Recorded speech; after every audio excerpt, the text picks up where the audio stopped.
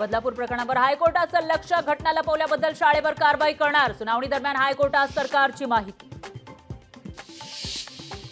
बदलापूरच्या शाळेत गुन्हे शाखेचं पथक, गुन्हे शाखेकडून शाळेची पाहणी करून शिक्षकांचीही चौकशी. एसआयटी पुढे काय कारवाई करणार याकडे सगळ्यांचं लक्ष. उद्धव ठाकरेंची दुपारी पत्रकार परिषद, महत्त्वाच्या विषयांवर उद्धव ठाकरेंची पत्रकार परिषद. राज ठाकरेंची भंडाऱ्यातील शासकीय वसतिगृहाला अचानक भेट. राज ठाकरेंनी बदलापूर घटनेनंतर शासकीय वसतिगृहातील मुलींची केली विचारपूस. महाराष्ट्र लोकसेवा आयोगाच्या बैठकीला सुरुवात, विद्यार्थ्यांच्या आंदोलनाबाबत बैठकीत होणार चर्चा. बैठकीमध्ये काय निर्णय होणार याकडे सगळ्यांचं लक्ष. एमपीएससी विद्यार्थ्यांसाठी शरद पवार मैदानात, विद्यार्थ्यांच्या आंदोलनावर योग्य निर्णय घ्या, शरद पवारांचा सल्ला. रोहित पवारांनीही घेतली एमपीएससी विद्यार्थ्यांची भेट. मवियाकडून विधानसभेसाठी मोर्चे बांधणीला सुरुवात. शिवसेना युबीटीला 15, काँग्रेस पक्षाला 14 तर राष्ट्रवादी एसपीला 7 जागांचं वाटप झाल्याची माहिती. नाशिककडे उद्या काँग्रेस पदाधिकाऱ्यांचा मेळावा. मेळाव्याच्या बॅनरवरून हिरामण खोसकरांना वगळल्यानं चर्चांना उधाण. खोसकरांवर विधान परिषदेच्या निवडणुकीत क्रॉस वोटिंगचा आरोप.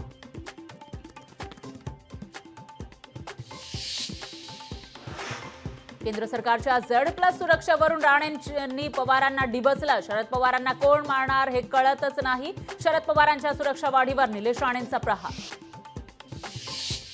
पंतप्रधान मोदी महाराष्ट्र दौऱ्यावर. 25 ऑगस्टला जळगावमध्ये मोदींची सभा. लखपती दिदी महिला कार्यक्रमात पंतप्रधान मोदी करणार संबोधित. वाढवण बंदराचे 30 ऑगस्टला भूमिपूजन. पंतप्रधान मोदींच्या हस्ते होणार भूमिपूजन. विविध कार्यक्रमांनाही लावणार हजेरी. बसच्या कंत्राटी कर्मचाऱ्यांचं आंदोलन सुरू. आंदोलनाचा बेस्ट उपक्रमाच्या देवणार. बस आगारातील बस सेवेवर परिणाम. आंदोलनामुळे प्रवाशांची मोठी गैरसोय. अंबरनाथ इथल्या काकोळे ग्रामस्थांचं आंदोलन मागे. आयआरसीटीसीच्या लेखी आश्वासनानंतर आंदोलन मागे. पुढील काही दिवस रेलनीर बाटली बंद, पाणी मात्र मिळणार नाही. मुंबईच्या किनारी नवे क्रूज टर्मिनल उभारणार. जहाज दुरुस्ती केंद्रासह नवे अतिरिक्त क्रूज टर्मिनल उभारले जाणार. कार्गो वाहतूकही दुप्पट होणार. मुंबईच्या प्रदूषणात बेकरीतील प्रदूषणाची भर. बेकरीमध्ये इंधन म्हणून लाकडाचा वापर. 200 बेकऱ्यांच्या सर्वेक्षणातून माहिती समोर. म्हाडाची बनावट वेबसाईट बनवल्याप्रकरणी दोघांना अटक. वेब डेव्हलपर आणि ग्राफिक डिझायनरला अटक. बनावट संकेतस्थळाच्या माध्यमातून अनेकांना घातला लाखोंचा गंडा. बदलापूरच्या घटनेनंतर नागपूरमध्येही धक्कादायक प्रकार. नागपूरच्या कामठीमध्ये 8 वर्षीय मुलीवर लैंगिक अत्याचार. आरोपी धनीराम वासनिकला पोलिसांनी केली अटक.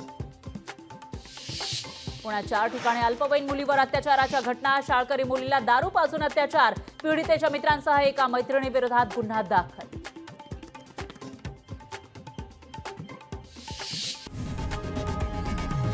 लोकशाही मराठी ऐका, पहा, जागरूक रहा.